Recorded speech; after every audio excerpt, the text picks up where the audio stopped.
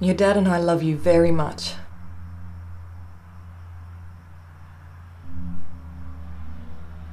But we've decided it's best for us to separate. Don't you two love each other anymore? Not the same way we used to. We can't live in the same house anymore. It's not a decision we made easily. So what about this weekend? Well, It's your birthday. The plans stay the same. What about my birthday? What about Christmas?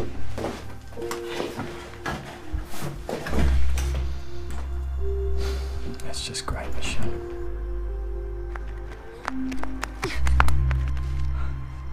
So what's gonna happen now? Do I live with you or do I live with Dad? your father and I are still working out the arrangements. We are going to do our best. I don't want to go to another school. Why is this happening? Do you have a boyfriend? No, Hayley. I don't understand, Mum. Look, Hayley. Your dad and I are going to work out everything. You'll go to the same school, you'll still see your friends. Nothing too much is going to change for you. How can you say this? You and Dad are separating. Hayley. I don't want to talk about this anymore. Where are you going? Sarah!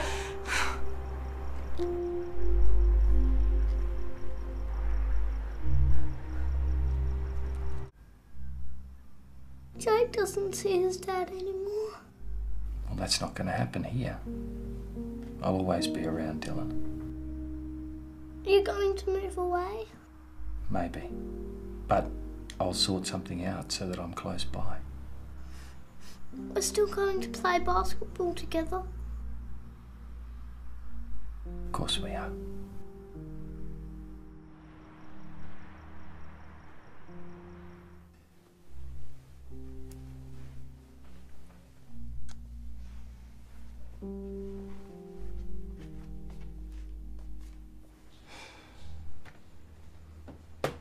How do you expect me to rent a place and pay the mortgage? I'm not a millionaire, Michelle. You don't bring in much from your job. Chris, I don't want to have this conversation again. You said you were going to look for a place. Yeah, I know what I said, but, you know, I can't just take a day off to look at properties. Come on. Dad said he'd help you find something. Yeah, he'd like that, wouldn't he? What's that supposed to mean? Oh, come on, he never thought I was good enough for his precious daughter. That's ridiculous. Oh, there it is. What? Why didn't Dylan have this at basketball? Do you know how important this is? Yeah, I do.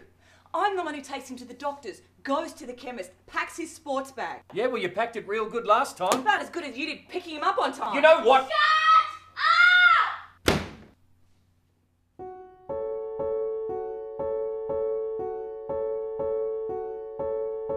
Dear Mom and Dad, I know that you are hurting. I'm hurting too. I feel and feed off your tension, fear, and shock. Although I am young and cannot express verbally what is happening in our lives, I am still feeling the impact. My heart is broken every time I have to give up a parent. My sense of security is lost. Please don't assume that I am resilient. Please don't assume that my life will be exactly as it was, and that I will continue to feel the same love from both of you. I am a human being just like you. My needs are just like yours. I need love, attention, nurturing, stability, consistency, affection, understanding, patience, and mostly to be wanted. When you fight over me or put me in the middle of your argument, you are sending me the message that winning with each other is more important than my life. I am learning from you that it is better to be right than to be loved. You are teaching me that I came from a person who is unlovable and wrong, and that I am somehow wrong too. When you confide your hurt in my heart, you are storing up adult pain and robbing me of my childhood. You are taking away my belief that love is unconditional and replacing it with a message that tells me to become hard and not to love because I will get hurt and not be able to recover. You may not understand this today, and I am so small that you are not thinking about my future, but you are putting me at a greater risk of getting a divorce myself. At times, you are risking my safety to fill a void in your heart. My safety is your job. Without you and your protection, I am unshielded from the world. This will manifest in irrational fears for me, because I will stay in a state of fight or flight for most of my life.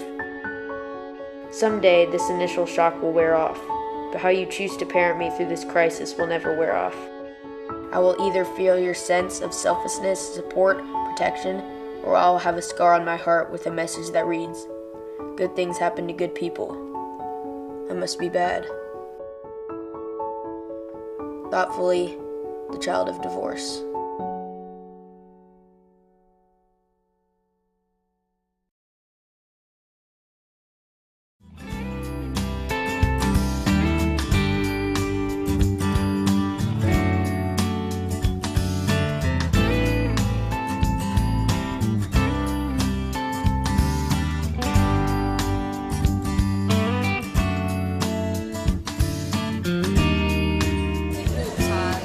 Kalau misalkan ayahnya kerja, ayahnya nggak bisa ngerawat anaknya di rumah, terus lebih nggak punya waktu lagi buat merhatiin anaknya soal urusan sekolah dan lain-lain. Kalau misalnya ibu, itu kayak ada bawaan natural gitu, dia bisa ngurus anaknya lebih perhatian, lebih dekat dan lain-lain. Hak asuh ya, seharusnya ditinjau lebih lanjut ya. Seorang anak itu lebih cocok ke ayah atau ibunya. Kalau memang dia lebih dekat ke ayahnya, ya silakan ke ayahnya. Kalau dia lebih dekat ke ibunya, silakan ke ibunya gitu. Terus perlu ditinjau juga, misalnya dari segi kesehatan ayahnya ataupun ibunya, mana yang lebih berhak untuk menjaga anak, ataupun dari segi ekonominya dan sebagainya. Tapi di ranah kita itu di psikologi, ya kita lebih meninjau masalah psikis gitu. Nah, kalau dampaknya saya mikirnya gini, ada misalnya berbagai kasus yang menjelaskan kalau ketika anak itu ditaruh kepada ayah atau ibu yang ternyata tidak cocok dengan anaknya, maka anak itu merasa kehilangan harapan hidup. Dia merasa tidak lagi merasa keindahan di dunia ini, lantas memilih jalan-jalan yang tidak diinginkan. Bisa aja bunuh diri. Hak asuh itu lebih baik jatuh kepada ibu. Soalnya kan ibu yang melahirkan kita, jadi pasti kita punya kedekatan yang lebih sama ibu. Jadi pasti ibu kan lebih menjaga kita, lebih care sama kita, jadi lebih baik sih ke ibu. Hak asuh yang pantas itu jatuh ke ibu, karena kalau ibu itu kayak lebih perhatian gitu kalau mendidik anak dalam dalam sekolah, dalam lingkungan, dalam masyarakat. Tapi kalau anaknya udah gede sih terserah anaknya dia mau ibu atau bapak. Hak asuh anak itu jatuh ke tangan siapa tuh tergantung kasusnya ya, karena sekarang udah banyak nih perceraian orang tua dikarenakan karena misalnya ibu yang sibuk atau ibu wanita yang workaholic banget sehingga menelantarkan anaknya misalnya seperti itu, sehingga terjadi sedikit cekcok antara ibu dan ayah gitu.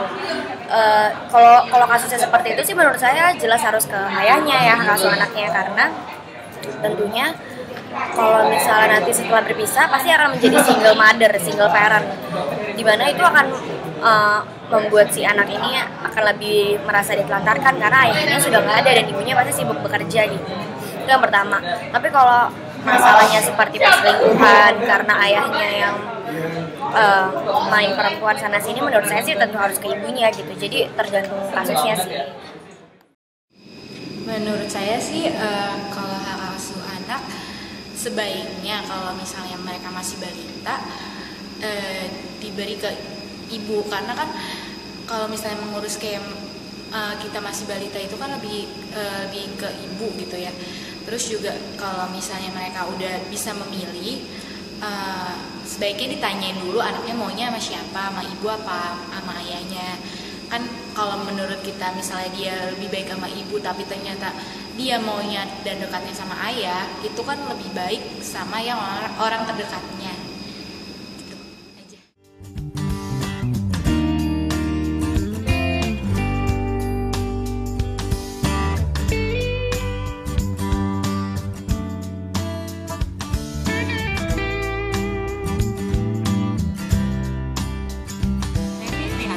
Soalnya anak itu kan sebenarnya buah hati dari dua orang tua.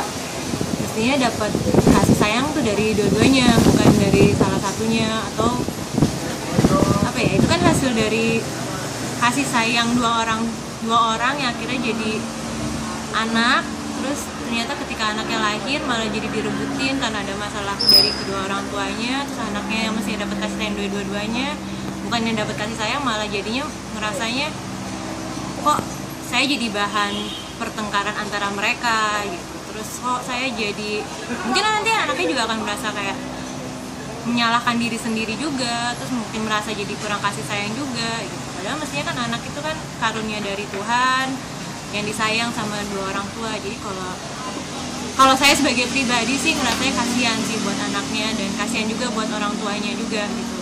Karena mestinya dapat mestinya mencurahkan kasih sayang malah jadinya berantem.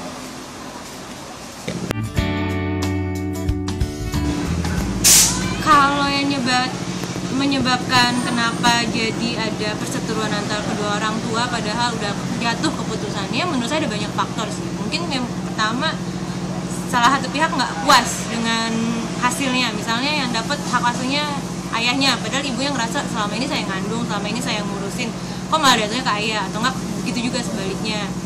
Atau mungkin bukan dari kedua orang tuanya, atau mungkin dari keluarga besarnya gitu. Mungkin jatuhnya ke ayahnya, terus keluarga besarnya neneknya gitu, kok jatuhnya ke ayahnya sih gitu. Jadinya kan ibunya juga lama-lama panas, terus akhirnya juga jadinya berantem antara ibu sama bapak, padahal mestinya mereka udah baik-baik aja, tapi ketika keluarga besar ikutan berkontribusi di situ akhirnya berantem juga.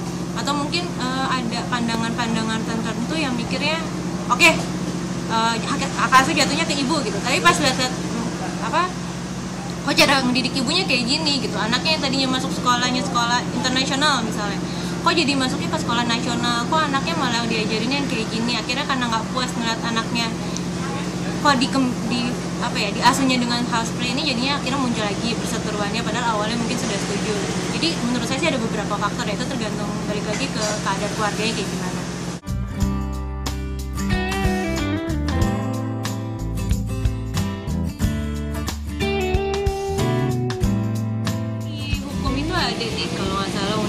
Cuma saya juga nggak terlalu ingat ya, mungkin bisa kita buka lagi.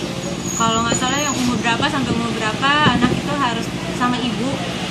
Setelah itu kalau dia udah mulai menginjak remaja atau dewasa, saya lupa, dia bisa memutuskan sendiri dia mau ikut sama ayah atau sama ibu gitu. Tapi siapa yang berhak untuk mengurusi anak itu balik lagi mungkin ke siapa yang paling sehat secara kejiwaan ya, kalau dari psikologi, siapa yang paling sehat, siapa yang paling mandiri secara finansial juga. Karena ketika anak itu diasuh oleh salah satu orang tua yang psikologisnya tidak stabil, anaknya kan akan ikut imitating orang tua tersebut, atau mungkin anaknya jadi malah tidak diasuh secara layak oleh orang tua tersebut. Misalnya ibunya cenderung yang emosional, masih menyalahkan ayahnya segala macam, anaknya diasuh sama itu, akhirnya anaknya timbul kebencian kepada ayahnya. Jadi kalau menurut saya sih secara psikologis sebenarnya yang harus merawat anak itu ya orang tua yang emang secara fisik, secara psikologis, secara finansial memang yang paling mapan gitu. Kalau yang ada faktor yang kurang gitu, nanti anaknya tidak dapat sesuai, anaknya akhirnya jadinya pola asuhnya jadi salah berkembang, salah nilai-nilai, pola-pola segala macam, jadinya anaknya salah asuh gitu. Kalau menurut saya sih itu, tapi kita kembali lagi ke hukum Indonesia kan ada aturan-aturannya umur berapa sampai berapa, jadi kita balik lagi ke situ juga.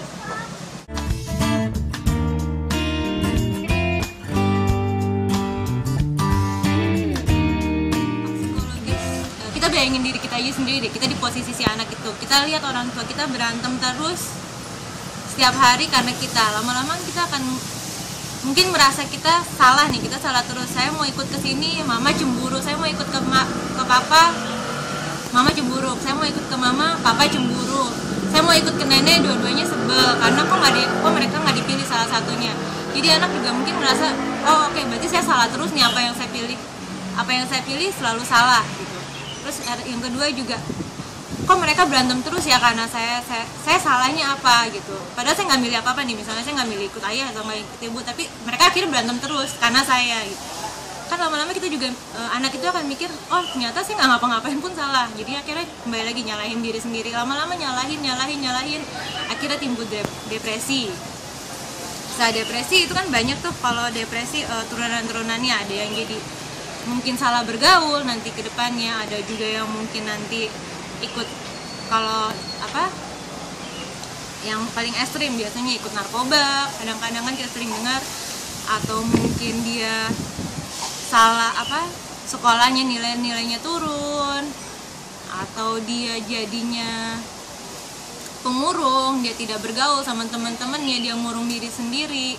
Banyak sih dampak-dampak psikologisnya kalau ngeliat orang tua bertengkar terus di depan anak apalagi gitu. Kalau misalnya di belakang anak mungkin anak nggak akan lihat ya, jadi mereka taunya ketika orang tua mereka udah buat keputusan baru mereka tampilin ke anak, kamu nanti ikut sama mama tanggal segini sampai tanggal segini, atau hari ini sampai hari ini, sama papa hari ini sampai hari ini. Anak kan lebih pasti ya.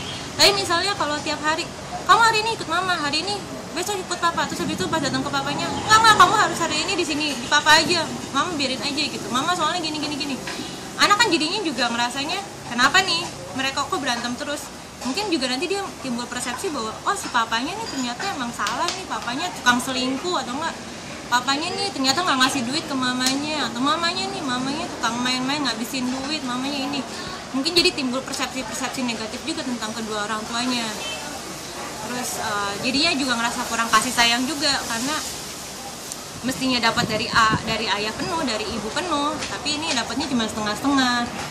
Jadi banyak sih dampak-dampak psikologisnya untuk anak-anak yang lihat perseteruan orang tua. Jadi kalau saran saya sih, kalau emang orang tua mau berantem deh, nggak apa-apa. Mau berantem setelah putusan, mau berantem apa, tapi jangan di depan anak. Kalau bisa sih di belakang anak. Jadi pas ketika sampein ke anak juga ngomongnya baik-baik, ngomongnya juga ngasih taunya dengan baik-baik. Jadi anak juga nggak yang melihat anak orang tuanya berantem terus di depan dia gitu.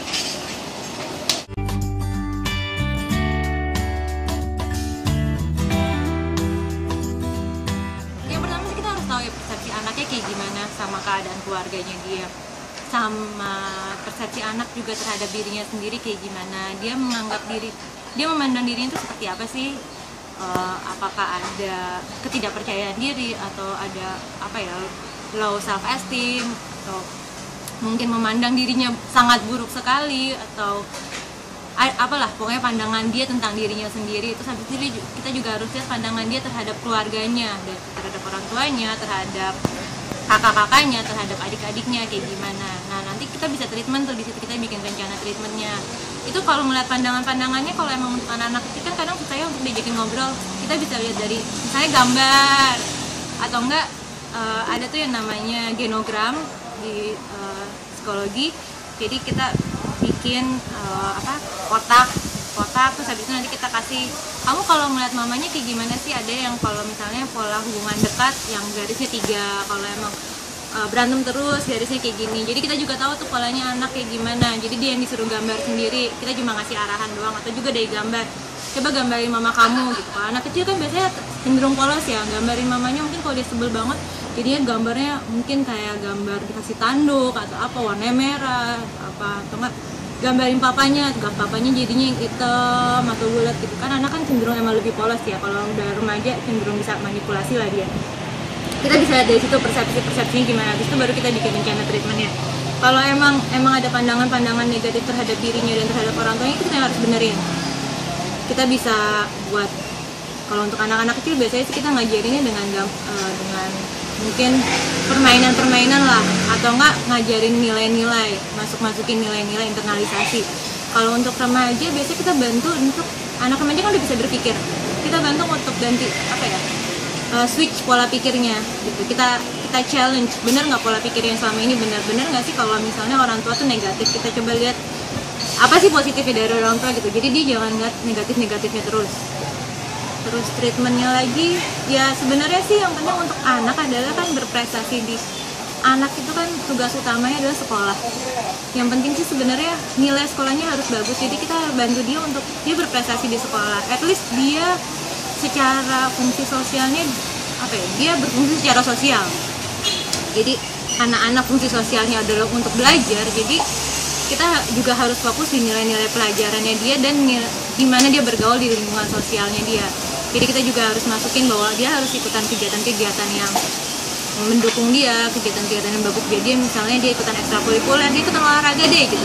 Misalnya dia punya amarah atau apa kan bisa dia salurin dengan main basket, atau dia bisa ikutan Kalau ada anak-anak yang marah-marah akhirnya dia jadi bullying kan. Nah, kalau bisa diarahin aja untuk ikutan karate atau ikutan bela diri yang lain gitu. Atau mungkin kalau untuk perempuan-perempuan yang pemalu bisa ikutannya lebih ke nari atau apa gitu. Jadi dia juga apa ya, harus dimunculkan untuk ningkatin kepercayaan dirinya dia juga. Tapi yang paling utama sih sebenarnya karena fungsi sosialnya anak itu untuk belajar dan untuk bergaul, jadi itu yang harus lebih difokusin sih. Itu sama mengembalikan persepsi, at least tidak berpikir negatif terus terhadap keadaannya dia sekarang. Karena kan anak umurnya masih muda ya, masa depannya juga masih muda. Jadi dia kita bantu juga untuk gimana sih dia bikin rencana untuk masa depannya. Jangan dia stay aja di tahapan itu, dia stay aja misalnya murung terhadap keadaannya dia terus, murung terhadap kenapa orang tuanya dia terus, akhirnya dia nggak mau sekolah, dia nggak mau belajar. Kita harus bantu dia juga bahwa kamu masih muda, kamu masih punya banyak waktu untuk ini. Kalau emang kamu nggak mau seperti itu, kamu juga harus bikin rencana hidup kamu lebih baik. Jadi kita juga harus bantu dia untuk nyusun rencana hidupnya juga.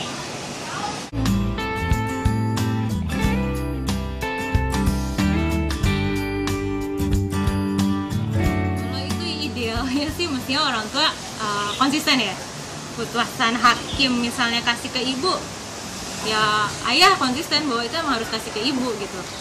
Dan ibu juga harus konsisten bahwa mungkin ada jadwal-jadwal tertentu yang harus dikasih ke ayah. Misalnya, oke, di ibu setiap hari, tapi kata hakim kalau lagi libur Sabtu Minggu kasih ke ayahnya juga. Itu juga harus konsisten. Jadi anak juga apa ya, lebih pasti lah gitu. Misalnya jangan yang apa ya, misalnya udah diputusin sama hakim ke ibu, tapi ayah tetap enggak ibunya nggak bisa, ibunya ini, ibunya itu gitu. Jadinya kan malah jadinya anak kesannya, oh ternyata ibu nggak bisa ngejaga saya ya, walaupun hakim udah bilang ibu, tapi ternyata ibu nggak bisa jaga saya. Jadi anak juga timbul persepsi negatif.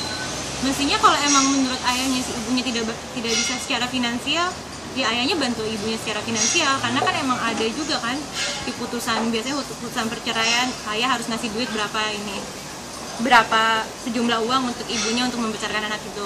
Jadi jangan justru malah menyalahkan dan terus-terusan menyudutkan si pihak lain.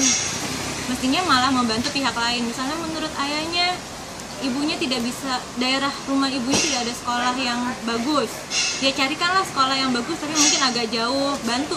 Jadi tetap saling bantu lah, tetap selalu ada komunikasi. Jangan jadinya akhirnya diem-dieman, terus kalau ada masalah tidak saling mengungkapkan. Ibu juga jangan langsung apa ya, saya menurut dia sekolahnya yang bagus di sini nih, ya udah pindahin aja anaknya ke sini. Padahal dulu waktu nikah mungkin sekolahnya di daerah Jakarta Selatan, terus habis itu karena ibunya pindah ke Jakarta Timur, terus anaknya mau dibawa ke daerah Jakarta Timur, terus pindahin sekolahnya tanpa informasi dulu ke ayahnya. Ayahnya juga mungkin kan kaget, loh kok anak saya dipindahin dari sekolah yang akreditasinya A jadi ke akreditasi B gitu, pertimbangannya apa gitu. Jadi itu harus ada selalu komunikasi antara ayah dan ibu, dan itu harus konsisten juga dengan keputusan hakimnya seperti apa. Kalau emang menurut salah satu pihak tidak puas, ya kasih tahu apa yang tidak puasnya gitu. Emang kalau misalnya tidak puas ya kan ada yang namanya banding atau apa, tapi itu harus secepatnya.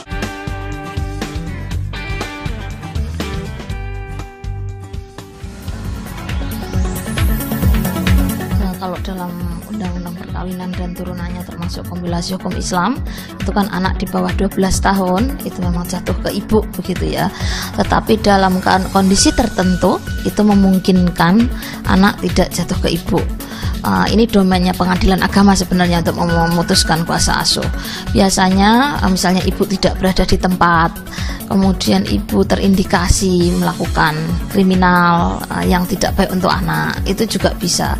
Atau misalnya secara akhlak dikaitkan bahwa kemungkinan anak tidak akan lebih baik ketika diasuh ibu, akhirnya kuasa asuh jatuh ke bapak. Yang sering kita lihat kasusnya itu karena ketidakcakapan ibu untuk mengasuh anak gitu. pengasuhan itu tetap dari orang tua, dalam keadaan apapun tetap dipenuhi keduanya, walaupun terjadi perebutan kuasa asuh atau kemudian anak jatuh pada salah satu orang tua begitu. Saya kira di Undang-Undang Perlindungan Anak yang baru tahun 2014 ini, walaupun belum ada lembaran negara yang nomor berapa, tetapi sudah sangat tegas bahwa anak memiliki hak akses untuk bertemu dengan kedua orang tua dan berhubungan dengan kedua orang tua kapanpun dan dimanapun.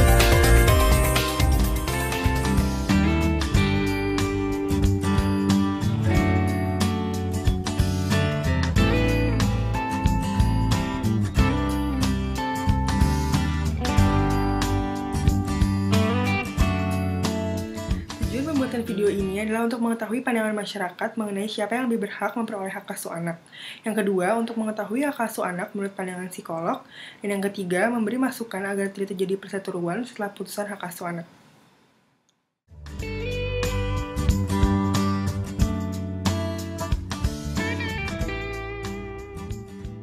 Istilah hak asuh anak secara hukum merujuk pada pengertian kekuasaan seseorang atau lembaga berdasarkan putusan atau penetapan pengadilan untuk memberikan bimbingan, pemeliharaan, perawatan, pendidikan, dan kesehatan karena orang tuanya atau salah satu orang tuanya tidak mampu menjamin tumbuh kembang anak tersebut. Sedangkan pengertian secara istilah kuasa asuh adalah kekuasaan orang tua untuk mengasuh, mendidik, memelihara, membina, melindungi, dan menumbuh kembangkan anak sesuai dengan agama yang dianutnya dan kemampuan, bakat, serta minatnya. Dari pengertian istilah di atas, kiranya memang sulit untuk memahami dan membedakan kedua istilah tersebut. Namun, hal ini perlu dijelaskan karena kalau kita berbicara mengenai hak asuh anak, itu berarti kita sedang berbicara tentang anak yang terlantar dalam pengertian hak seorang anak yang tidak memiliki jaminan untuk tumbuh kembang secara wajar, karena orang tuanya tidak mampu dalam hal ekonomi maupun dalam hal psikologis.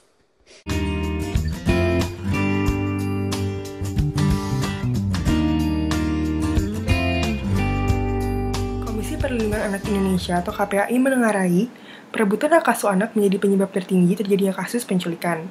Dari total 169 kasus pada tahun 2007 sampai dengan 2010, 70% diantaranya dipicu oleh perebutan hak asuh anak oleh kedua orang tuanya sendiri. Hal ini disampaikan oleh Ketua KPAI Hadi Supeno di Jakarta. Hadi menuturkan perceraian yang terjadi di Indonesia kerap menjadikan anak sebagai korbannya. Tiap tahunnya KPAI menerima laporan kasus yang menyangkut anak sekitar 600 kasus per tahunnya. Dari jumlah tersebut, 42%-nya adalah kasus perebutan hak asuh anak. Menurut Hadi, hal ini disebabkan oleh dua hal. Yang pertama adalah minimnya pengetahuan seorang ibu terhadap hak-haknya pada saat bercerai. Akibatnya, pihak pengadilan kerap kesulitan menentukan hak asuh anak tersebut. Hukum Indonesia hanya memutuskan apa-apa yang menjadi permintaan, dan hak pengasuhan anak kerap dilupakan oleh orang tuanya. Yang kedua, lemahnya pengawasan menjadi hal lain yang memperburuk banyaknya kasus perebutan hak asuh anak. Tidak ada pihak yang bertindak untuk mengawasi hasil dari persidangan. Oleh karena itu, kedua orang tua yang bertikai kerap menjadi jalan pintas untuk memperoleh kembali anaknya. Dari segi usia anak juga menjadi salah satu hal yang harus diperhatikan. Sekitar 45% anak di bawah usia 10 tahun adalah korban penculikan karena kasus perebutan hak asuh anak. Sedangkan anak di atas 10 tahun menurut Hadi banyakkan akan dipekerjakan kembali atau dijual.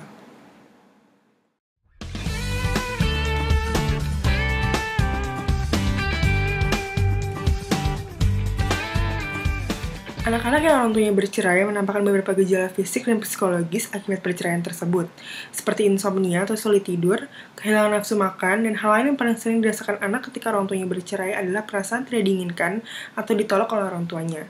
Anak juga merasa sedih, kesepian, marah, kehilangan, serta merasa bersalah atau menyalahkan dirinya sendiri sebagai penyebab orang tuanya bercerai. Perasaan-perasaan tersebut oleh anak dapat termanifestasi dalam bentuk perilaku seperti suka mengamuk, menjadi kasar, dan tindakan agresif lainnya. Anak juga sering menjadi pendiam, tidak lagi ceria, tidak suka bergaul, sulit berkonsentrasi, dan tidak berminat pada tugas sekolah sehingga prestasi belajar di sekolah cenderung menurun. Proses adaptasi pada umumnya membutuhkan waktu. Pada awalnya, anak akan sulit menerima kenyataan bahwa orang tuanya tidak lagi bersama. Meski banyak anak yang beradaptasi dengan baik, tapi banyak juga yang tetap bermasalah, bahkan setelah bertahun-tahun terjadinya perceraian.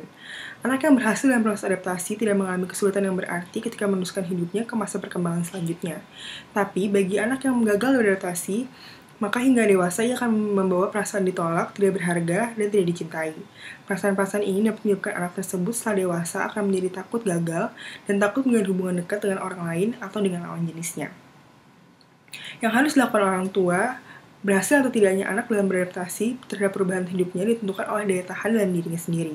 Pandangan terhadap perceraian, cara orang tua menghadapi perceraian, pola asuh dari si orang tua, dan terjalin hubungan baik antara kedua orang tua tersebut.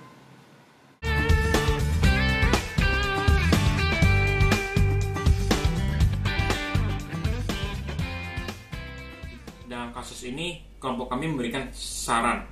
Itu yang pertama, hendaknya setiap gugatan perkara perceraian yang masuk ke pengadilan sebaiknya janganlah terlalu mudah untuk dikabulkan, kecuali alasan yang dikemukakan betul-betul dapat diterima, serta bila ikatan perkawinan tersebut dilanjutkan akan menimbulkan penderitaan kepada salah satu pihak atau kedua belah pihak tersebut. Terus yang kedua, hak asuh itu sebaiknya diberikan kepada pihak yang memiliki waktu luang dalam mengasuh anak. Kemudian, secara finansial juga cukup matang untuk memenuhi kebutuhan kehidupan si anak tersebut, termasuk biaya pendidikan. Namun, jika hal tersebut tidak disepakati, maka proses pengadilan sebagai solusinya. Terus yang ketiga, hendaknya setiap pewalian yang ditentukan oleh kedua belah pihak sebaiknya diminta penetapan pengadilan apabila keputusan perceraian telah mempunyai kepastian hukum. Ini dibuat demi kepentingan hak anak tersebut dan kedua orang tersebut menjadi walinya.